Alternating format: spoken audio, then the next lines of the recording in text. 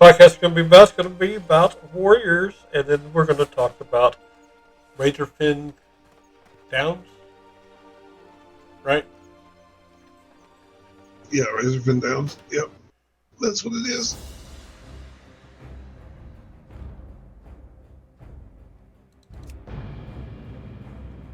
So I'll let you start off the Warrior. All right.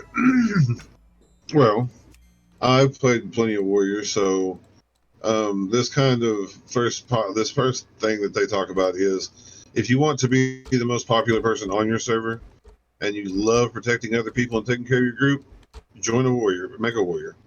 You'll be in constant demand. It doesn't matter what it is, DPS, tank. It doesn't really matter. Um, if you want to be if you want to be in high demand and you always want to feel needed and feel wanted, roll a Warrior. They are they're a good class. They're a fun class to play. So it can get hard, but if you can hold a shield and a sword, you can play a Warrior. I mean, so they can be all races for one. Um, like I said, the specs.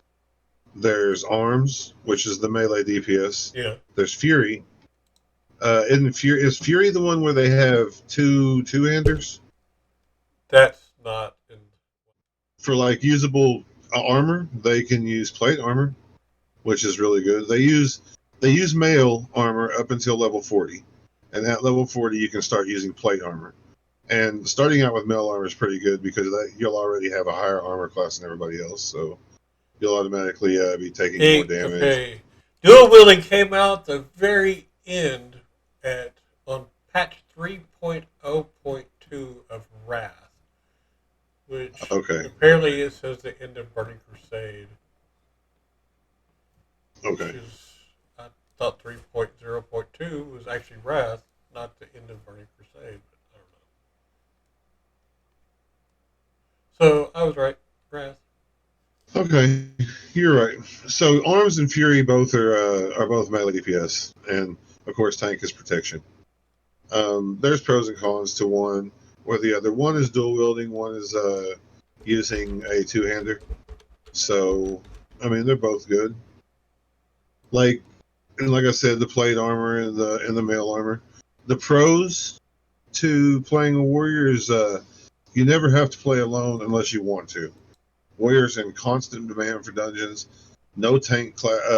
There's no tank in Classic that compares to the effectiveness of a Warrior, and I can vouch for that. I think because I play a Druid, and I like to tank, and I think that Warriors are pretty good. But I'm starting to come into my own with my Druid, and I think that Druids are just as effective, but there really is no tank like a Warrior. I mean, they can take a lot of damage, and they have a lot of good stuff. Right. It says 2008, 2009. Whenever that was. But so, did you want to know some of the cons of rolling a Warrior? Sure.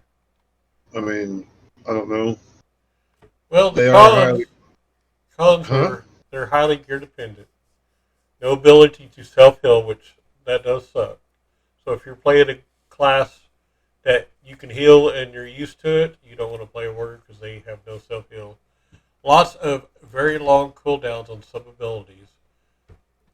Rage, which is the Warrior's resource for using ability, actually starts at 0 and then works up.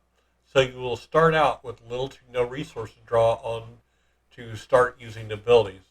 Out of combat, any rage you have generated reduces until gone.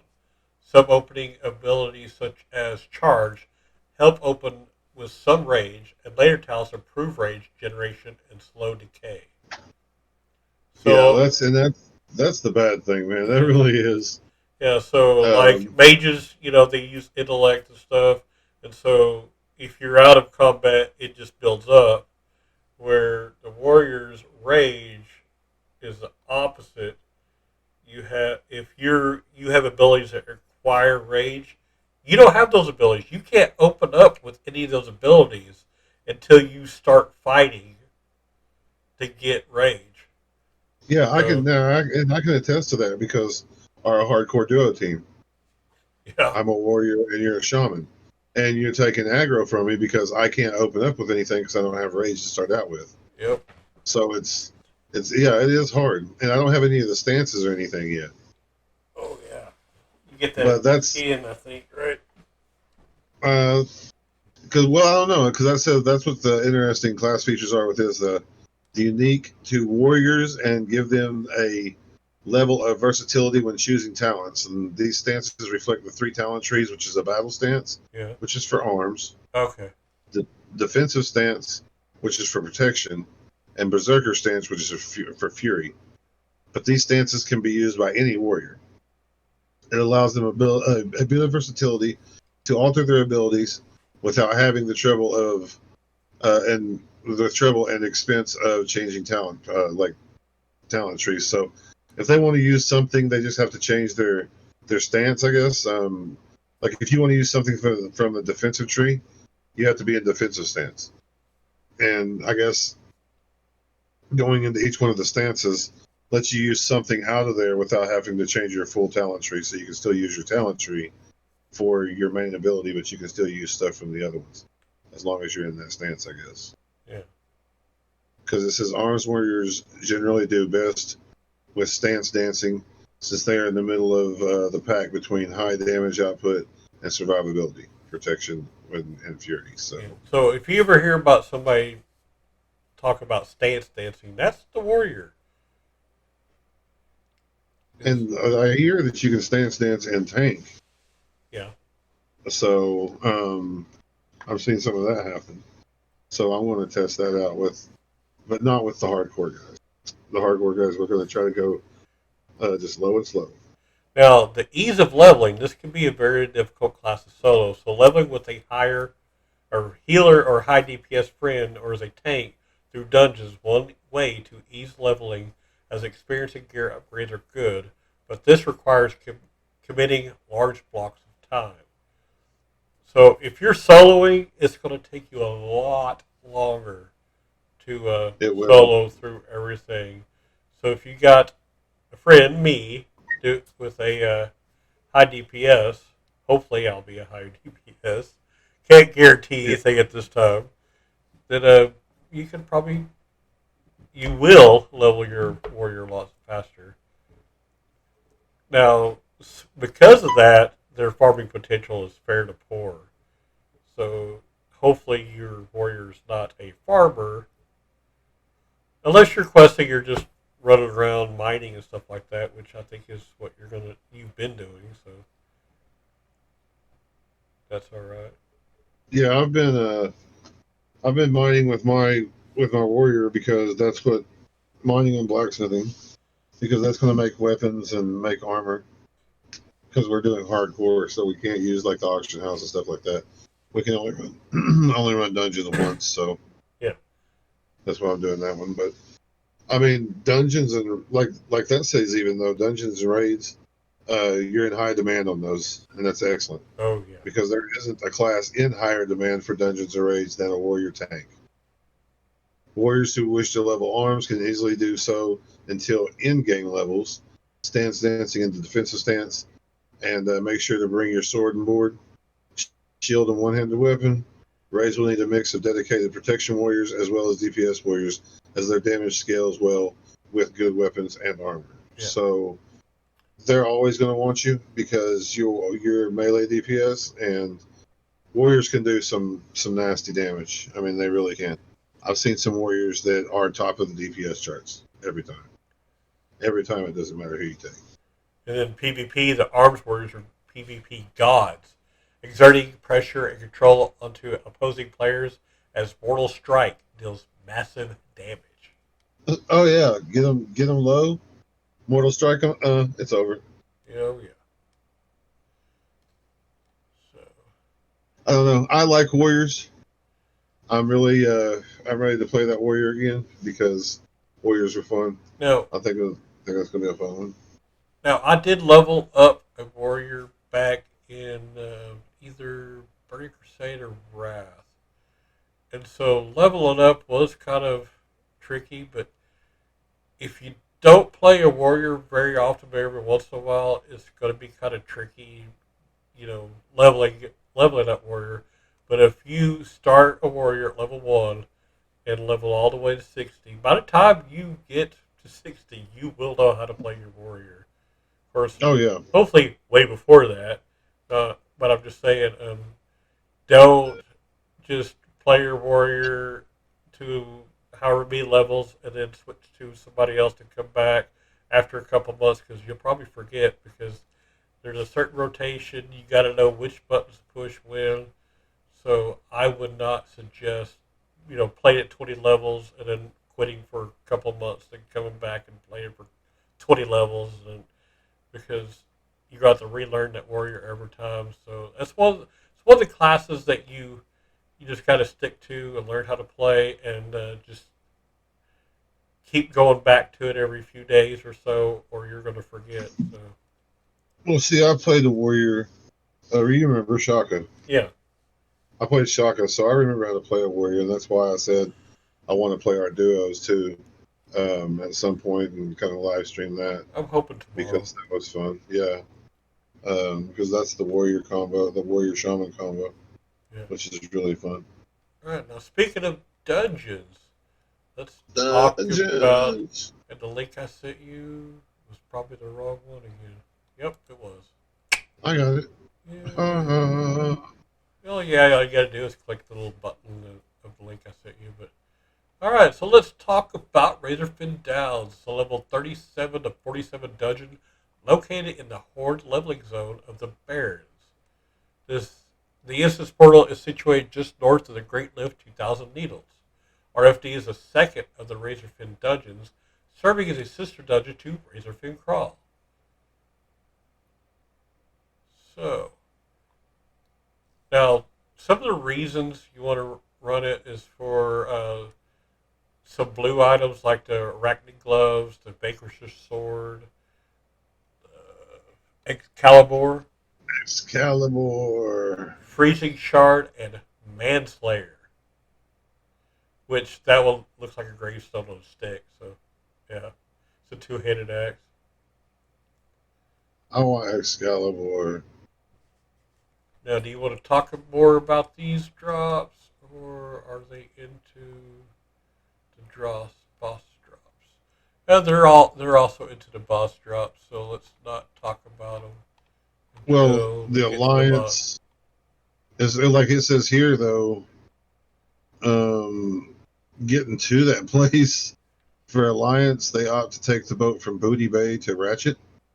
From there, run to the southern part of the Barrens and head east before you reach the Great Lift. So they have kind of a trek. Oh yeah. But for the Horde, they simply travel to the southern part of the Barrens and head east before you reach the Great Lift. Oh, yeah. And you don't have to worry about it because it's mainly Horde cities and stuff like that over there. So as a Horde player, you can get over there pretty easy. So once you get there, you find the instance, you go in, you fight some trash. The first boss is... Oh, is that Tuten Kosh? Yep. Tuten Kosh? Yep, I'll let you do this one.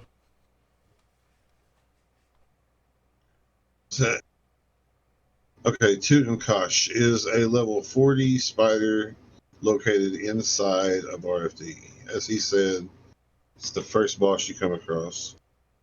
It has 3 abilities. It looks like Curse of Tutankhamun. It reduces the casting speed of nearby enemies by 15% and increases the time between their attacks by 18%. And that is a curse. So if you have somebody that can remove curses, I think a priest, am I not correct, Chris, on that? Can they do curses? Don't quote me on nothing. Huh? Don't quote me on anything, because I will Oh, screw okay. it I know druids can. I know druids can remove curses. They also do a violent poison proc, and then he does a web spray, which will kind of it's a cone in front of him. He's summoned through the spider gong event and RFD. Before you engage him, you will first have to clear a few waves of spiders. After each wave is finished, ring the gong again, summon the next wave. The waves are simple and straightforward. As Tutenkosh, the tank should face him away from the group, just so you don't get the spray. And his other abilities are negligible, really. He does have some loot. I mean, it's pretty much a tank and spank after that. As long as he keeps him turned, you kill the trash before it, you're good to go. He does have some loot. It's a plate chest piece. The drops Carapace of Tutenkosh. It's 373 armor, 10 strength, 8 agility, 15 stamina. That's pretty good. It requires level 40 to use, but that's pretty good. Silky Spider Cape, which is a cloak, 30 armor, 11 stamina, 5 spirit. Requires level 35. That's pretty good. And Arachnid Gloves, which are leather, 79. They have a random enchantment on them, but they do have plus 10 nature resistance, and that's really good. I mean, any kind of resistance is really good. And that's one of the notable rewards for running it, because the leather gloves with nature resistance is useful in Encourage. That is correct. But that in random enchantment could be anything. I mean, it could be plus to anything. So they could be good for multiple classes. You know, that might be good. All right, then after you kill that guy, you keep on going, and Mordresh FireEye. He's a level 39 elite skeleton located inside. He can be found dancing on top of the bone pile. And yes, he is dancing on top of the bone pile. So his... Is that the skeleton? Yeah, this is skeleton. Yes. That's my favorite boss. And let's see, his abilities are Fire Nova and Fireball. So he's a mage. Now, he's a low armor cast boss that can be bursted down easily by melee DPS. Before you engage him, make sure to clear all of the skeletons dancing beside the bone pile. And you do need to clear all those skeletons. The last pack of skeletons will pull the boss, so make sure to AoE them down quickly to prevent a wipe. Interrupt Mordresh's hard-hitting fireball when you can, and this should be an easy win. Now, he drops Glowing Eye of Mordresh, which is a neck piece. And it is plus 5 to intellect and plus 11 spirit. You need to be level 36 to wear it. And then the second piece is offhand. Mordresh's Lifeless Skull, 5 stamina and 11 spirit. Got to be level 36. Then Deathmane Sash, which is a cloth waist piece. Got to be level 36. It's got 15 intellect and 6 stamina. Man, that's pretty nice. Yep. That's pretty nice. That's all really good stuff right there. Oh, yeah. For that level especially. Now go down a little further and you get to Glutton. And he's a level 40 elite abomination. He's down the spiral of thorns in RFD. You can't miss him. You see what he looks like if you've ever. Yeah, he's a big blob. Yeah, he's one of those like 4-arm, 3-arm guys. It's crazy. He looks kind of like Stitches almost. Yeah. If you know he who does Stitches have, is. Yeah, he does have Disease Cloud and Enrage, so he does Enrage. He's a simple tank and spank. Just stay out of his Disease Cloud. Heal the tank when he starts into Enrage and hits hard.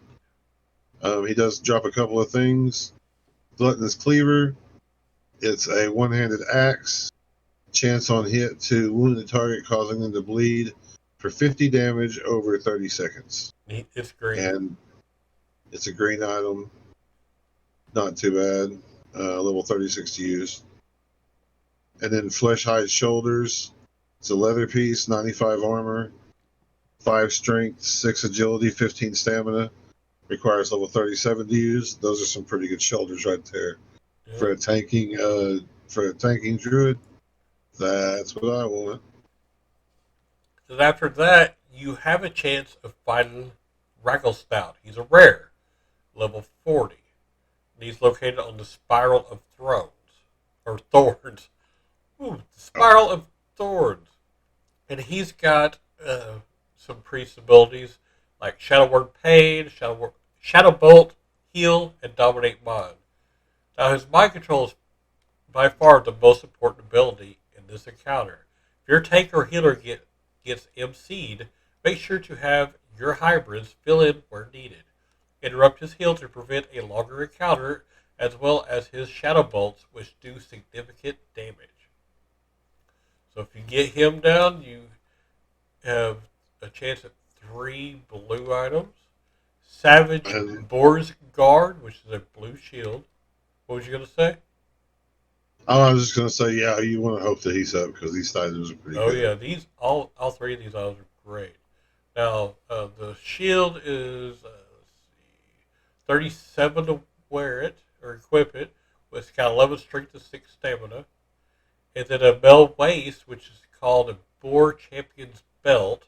It's got 37 to wear it. It's got 15 to strength and 6 stamina. And then one of those noteworthy drops in Excalibur. Yes! It's a 2-headed sword, level 35. It's got plus 20 to strength and plus 8 to stamina. Dude, I hope that we run this place, and I hope yeah, that my warrior is, and I hope this guy is there. It's a perfect drop for warriors and paladins. Dude, I want that so bad. I want that one. Cool. Okay, and then down the road there, you come to Amonor, the Cold Ringer. It's a 41 Elite Lich on top of the Spiral of Thorns in RFD. It's the final mainline boss in the dungeon. And has some abilities here. Amonor's Wrath knocks enemies back. Frost Nova, we all know what that does, is freezes you in place. Frostbolt, and then summon Frost Specters. So pretty much you're facing a Frost Mage.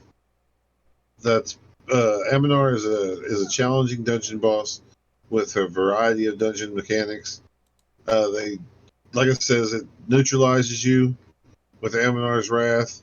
You got to face him away. Face the tent where he stands. Have your group stack on the tank to reduce the severity of the Frost Nova, and switch to the Spirit when he summons one as soon as it spawns. Make sure your melee is interrupting the Frostbolts when they can, and this fight can be a very easy win. Very difficult depending on whether or not your group stacks and faces Amonor the right way. So make sure you do that. So when Amonor comes out, more or less you want to face him towards the tent that he came out of, and as soon as the Spectre is spawned, jump to that Spectre as fast as possible, get it down, and then get back on Amonor, and make sure you're stacking on the tank. So Frost Novas and stuff like that aren't so bad. The tank is right there. You all kind of soak damage, and you can try to interrupt the Frostbolts as much as possible. Everybody should have like a little interrupt ability. So we just talked about warriors earlier. So warriors I know will have an interrupt. Use those as much as possible, and it's a fun fight, but it's pretty winnable, don't you think? Yeah. Oh yeah. People do it all the time, so. Yeah. And then if you get it down, you got a chance at some good, pretty decent gear. Cold Rage Dagger. It's looks like 31 to 58 damage, 29.67 damage per second. Chance on hit launches a bolt of frost at the enemy, causing 20 to 30 damage, slowing movement speed by 50%. So more or less, you're casting a frostbolt at the enemy. And also Ice Metal Barbute. It's a headpiece, 383 damage armor, 15 strength, 10 stamina, 7 spirit, 10 frost resistance. It requires 40 to use. It's a plate helmet piece. Death Chill armor, which is a metal chest piece. It's got 9 intellect, 3 stamina, 20 spirit, 39 to use. That's a pretty good shaman piece right there. Oh yeah. Robes of the Lich. which is cloth, 64 armor, 10 intellect, 20 stamina, 39 requires level 39 to use.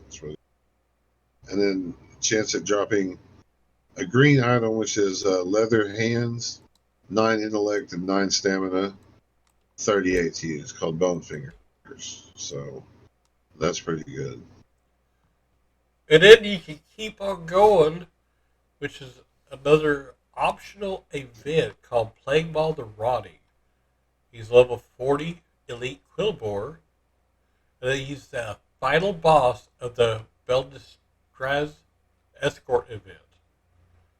He's got 2 abilities, Putrid Stretch and Withered Touch. Now, he's a simple take and spake, but is the final boss of a rather difficult escort event. When he begins his ritual, make sure to mark each bomb as it spawns and focus them down one at a time as a group. Have an off-take pick up any spare adds that attack him while channeling, which means that any extra DPS warriors or druids in your group will have to go defensive stance / bear form respectively. Plague Ball himself is a simple take and spake, and if your group is lucky enough to make it to him, you'll be just fine. So yeah, you should have.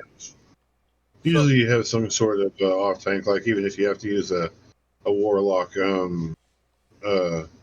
berry, blueberry, whatever, voidwalker. Yeah. If you get to him or kill him, he's got a green item he can drop, which is called Swine Fist. It's a leather handpiece. Level 34 to wear it, to equip it. It's got 8 strength and 8 agility. And then a blue mage wand called Plague Rot Sprig. Level 35 to wear. It is a mage wand.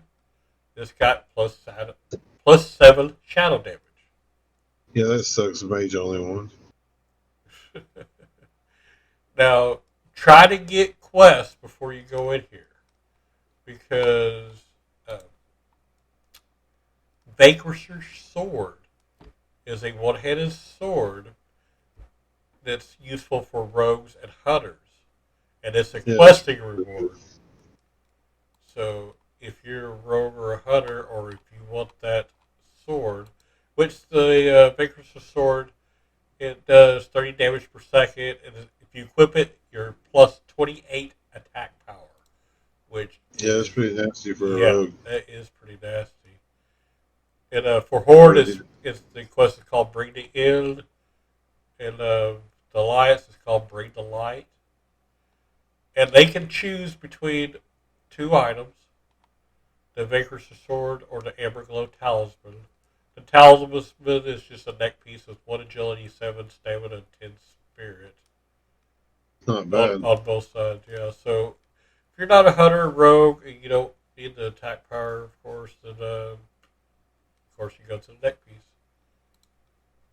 Now the other notable rewards that drops, the freezing shards of BOE Mage Wand drop with a very fast speed, making it useful for the Viscidus encounter. And then the Manslayer that looks like a gravestone with a stick, I guess it just drops somewhere. I'm not sure. I didn't see it. Now it is a BOE. Those 2 items are BOE, so I guess it just drops randomly off of people. Yeah, just probably trash. Yeah. So have a chance at it. All right, is there anything else you want to say about this dungeon? No, I mean it's pretty straightforward. Really, it's a fun dungeon. You just gotta kind of take it slow and easy.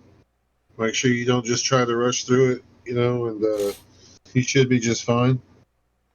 Just let your tanks get to aggro, and then after that, murder everything down. All right. It's a fun dungeon, and I think you guys should have fun. Always check it out, play it, and see what you think. Hit us up if you ever want us to join with you. We're always good to go. All right, now we're going to talk about BlizzConline. Yes. Okay, hold on.